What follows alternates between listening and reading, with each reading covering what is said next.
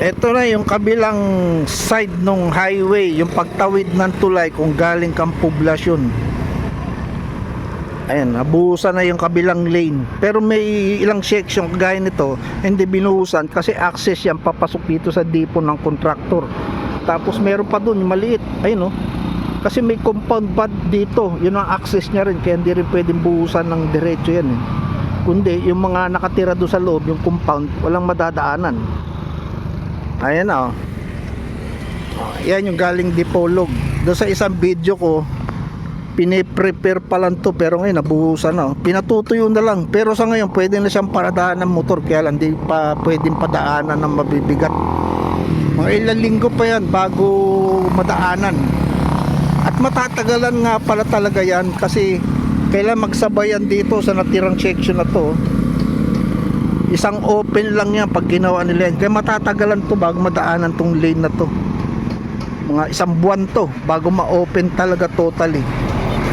Yung mga truck pa, oh. Yan na nakamotor, oh.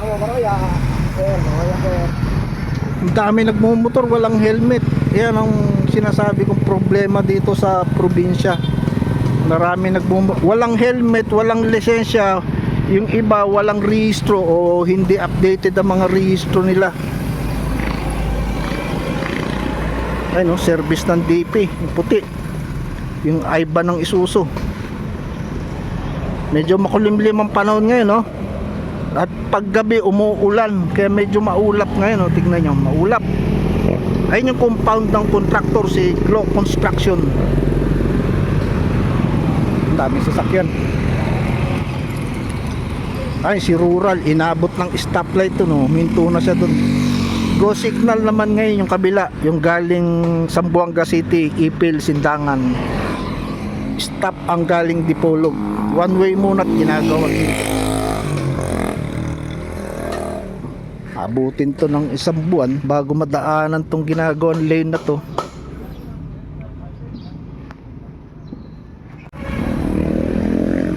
Ayan, ito na yung kabila ng drainage, so. Ay, malaki na improvement. Meron na siyang riprap. Oh, may markings na siya na may drainage sa area na to. Itong area ng highway na to, dos kurbada. Ayun yung tubo.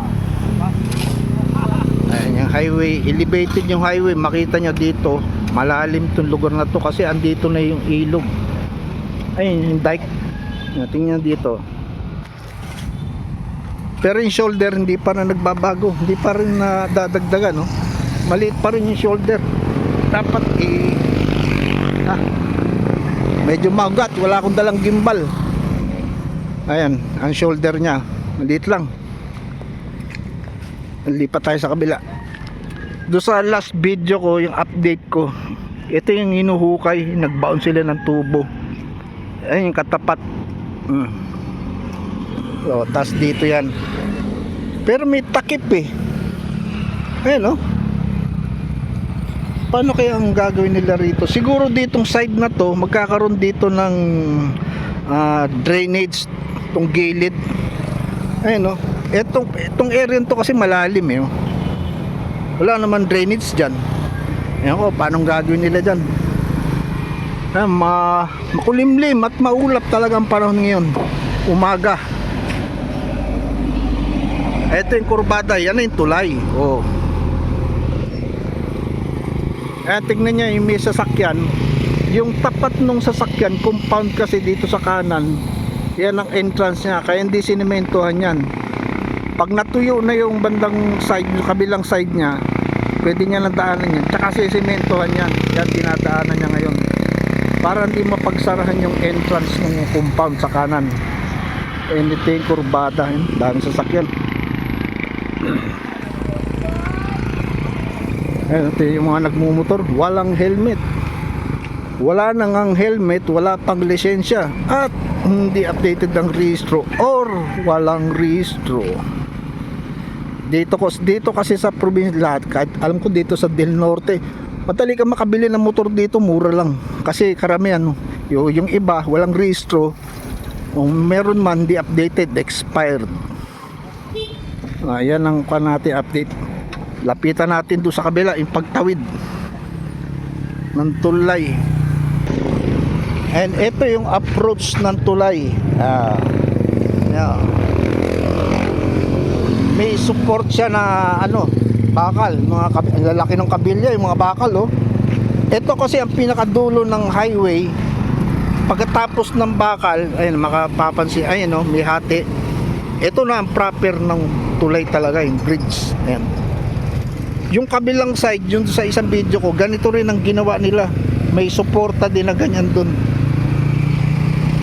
O, tapos yung banda ron, hindi maisaran, hindi na masimento ng diretso kasi may kalye dito sa kanan. Konti na lang, mabubuo na tong kurbada. Tapos do sa kabilang side, yung pagtawid, napuntahan natin yun. Eto, pakita ko sa inyo pala tong side ng ilog dito. Ano, halos walang tubig eh. Pero kung tutusin, maganda na yung level ng tubig na yan. Ngayong buwan ng Mayo, tag-init ngayon eh, oh. At least may tubig, nag-uulan kasi ilang gabi na, oh, may isang linggo na umuulan eh. Paggabi umuulan. Buti nga dito sa Del Norte, sa Manukan, walang buhos ng ulan, mahina yung ulan. Hindi kagaya sa ibang lugar ng Mindanao, yung southern part and eastern part, malakas ang ulan, may lugar ng binaha. Dito wala. Ito yung kabilang side ng tulay, ng tulay. Ito. Ayan. O, doon sa isang video ko yan, may bakal din yan. Ayan, natadaanan na. Ito na lang ang babakbakin nila ngayon. Tapos banda ron, naging 4 lanes. Kaya nangyari lang dito, upgrade lang tong 2 lanes. Matatagalan to bago mag-widening dito sa tulay. Kasi after ng tulay, yung sa may kurbada, 2 lanes pa din yan. Hanggang makarating yan ng boundary ng Rojas, 2 lanes. Kaya medyo matatagalan pa talaga to. Ayan, bagal ng takbo nila, oh. Meron kasing padjak o sikat sa harapan eh. Ayan, ito yung after ng tulay, yung papasukan na ng poblasyon. Ayan, oh. Stop pa yung galing Sindangan, Ipil. Dalgo signal yung galing Dipolog. Mapapansin nyo dito, bago hanggang railings, 4 lanes. After nung railings, 2 lanes na approach ng tulay hanggang makalagpas ka ng tulay. Ano yan, 2 lanes hanggang Rojas. Ayun na, ewan ko lang kung kailan nila babakbakin itong natitiran to. Sana magawa na nila para maganda na dito. Yan na lang ang natitira dyan. Pag nagawa na yan, itong kabuuan ng poblasyon, upgrade ng highway talaga dito. Yung widening na lang nitong palabas ng poblasyon hanggang makarating ng Rojas, yun na lang ang kailangan i-widening. Ayun na, go signal na sila, oh. Yan, daming motor, oh, walang helmet. It's PG LTO, mag-operate kayo dito sa Manukan. Tiba kayo rito, dami nyo mahuhuli.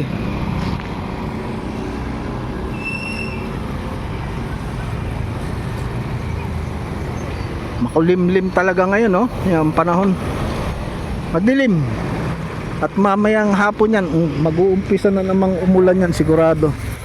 Lapad ng highway. Ang ganda ng highway pag simentado, walang sira. 2 lanes kabila, ang ganda, oh. Lapad, luwag.